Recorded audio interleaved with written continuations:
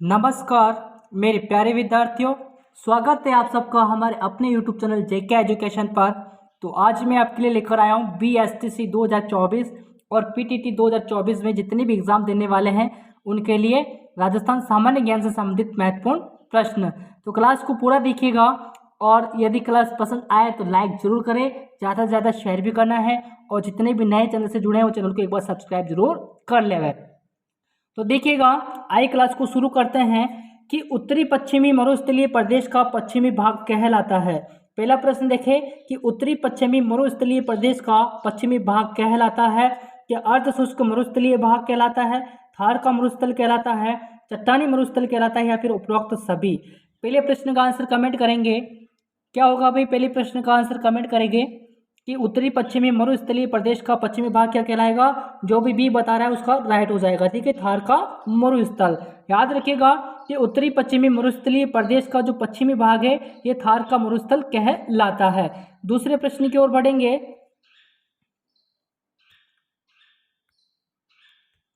बांसवाड़ा व डूंगरपुर के पहाड़ी क्षेत्र को स्थानीय भाषा में कहते हैं। यहाँ पर के है भाई, ठीक है, क्या है? के है। बांसवाड़ा व डूंगरपुर के पहाड़ी क्षेत्र को स्थानीय भाषा में क्या कहते हैं बताएगा। क्या बिहड़ भूमि, दरियन, वागड़ प्रदेश या फिर खड़ी कहते हैं। दूसरे प्रश्न का आंसर कमेंट करेंगे कि बांसवाड़ा व डूंगरपुर के पहाड़ी क्षेत्र को स्थानीय भाषा में कहते हैं, क्या कहते हैं। दूसरे प्रश्न का आंसर क्या होगा? कौन सा ऑप्शन यहाँ पर सही रहेगा? क्या कहेंगे भाई? ऑप्शन सी यहाँ पर सही रहेगा, वागड़ प्रदेश। याद रखिएगा, बांसवाड़ा व डूंगरपुर के पहाड़ी क्षेत्र को स्थानीय भाषा में वागड़ प्रदेश कहा जाता है। तीसरे प्रश्न की ओर बढ़ेंगे कि राजस्थान में कर्क रेखा के सर्वाधिक नजदीक स्थित शहर कौन सा आ जाता है बताइएगा। बताइए, राजस्थान में कर्क रेखा के सर्वाधिक नजदीक स्थित शहर कौन सा आ जाता है। देखिएगा ऑप्शन, क्या श्रीगंगानगर, बांसवाड़ा, डूंगरपुर या फिर प्रतापगढ़ आ जाता है। तीसरे प्रश्न का आंसर कमेंट करें कि राजस्थान में कर्क रेखा के सर्वाधिक नजदीक शहर स्थित शहर कौन सा है। बार बार एग्जाम में पूछा गया है प्रश्न। ऑप्शन बी यहाँ पर सही रहेगा, बांसवाड़ा। ठीक है, राजस्थान में कर्क रेखा के सर्वाधिक नजदीक स्थित शहर कौन सा है? बांसवाड़ा। याद रखिएगा।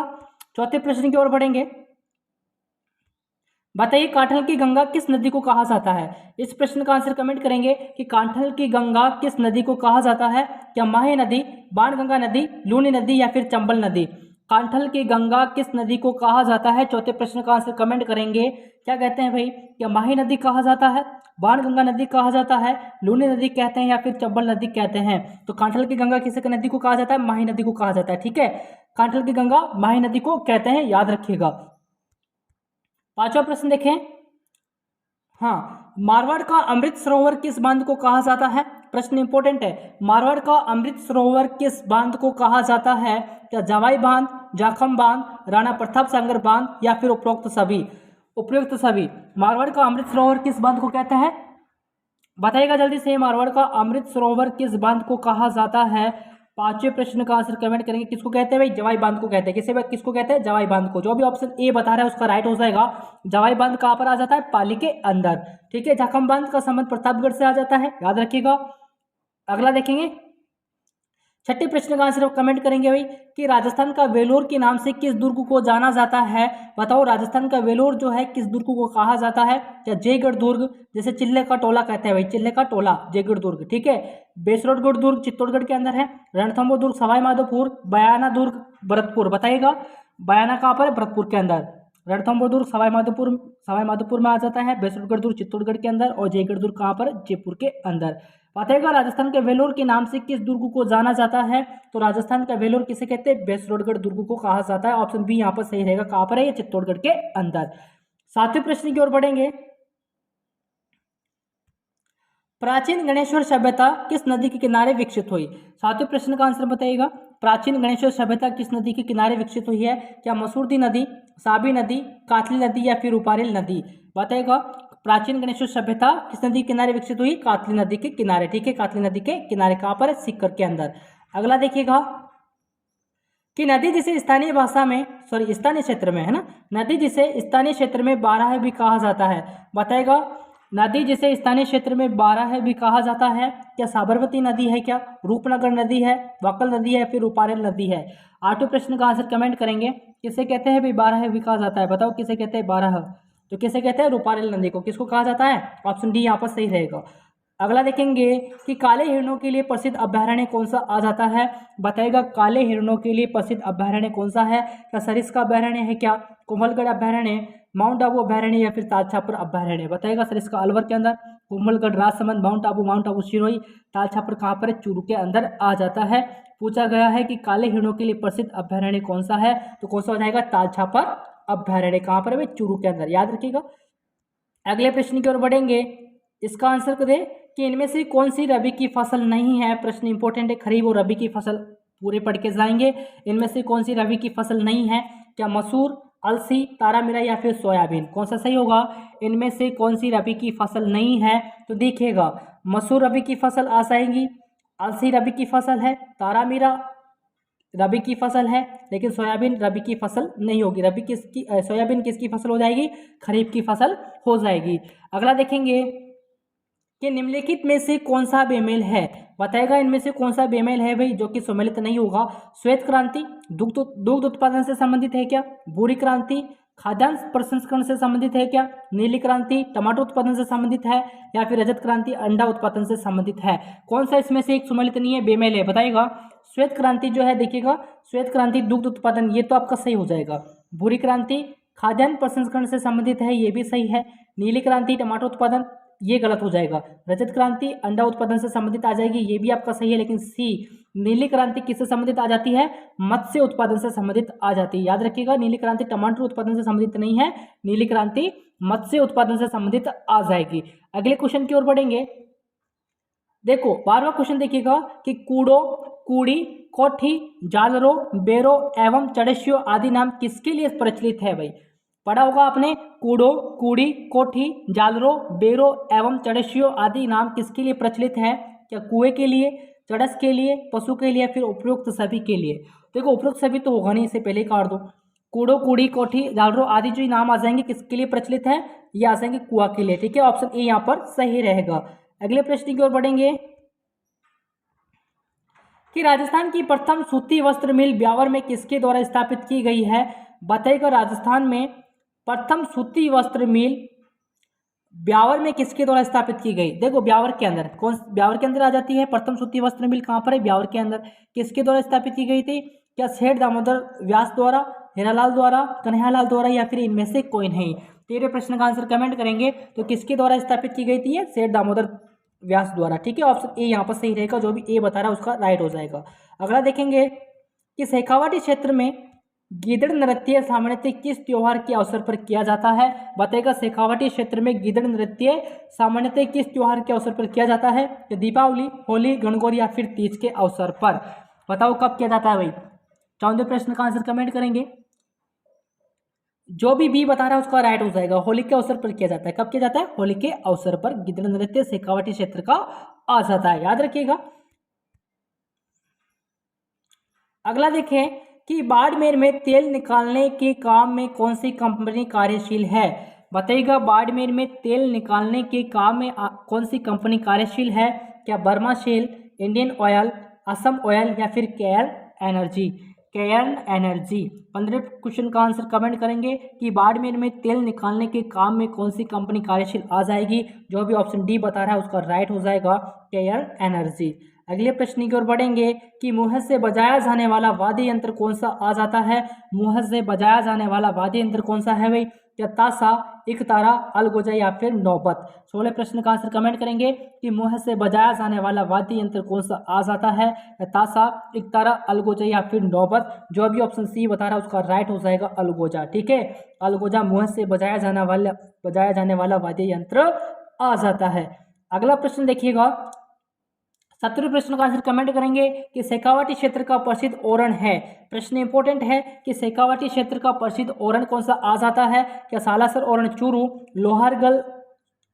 लोहारगढ़ ओरण झुंझुनू, जीन माता ओरण सीकर या फिर इनमें से कोई नहीं? बताएगा यहाँ पर लोहारगढ़ है भाई। ठीक है, लोहारगढ़ है, ये यहाँ पर ले है। ठीक है, लोहारगढ़ ओरण झुंझुनू, सालासर ओरण चूरू, जीन माता ओरण सीकर या फिर इनमें से कोई नहीं?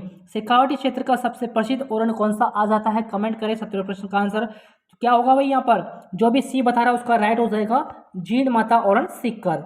अगला देखेंगे संत धन्ना का जन्म किस जिले में हुआ है? बताइएगा, संत धन्ना का जन्म किस जिले में हुआ है? एक बार क्लास को जल्दी से जल्दी शेयर कीजिएगा, ज़्यादा से ज़्यादा।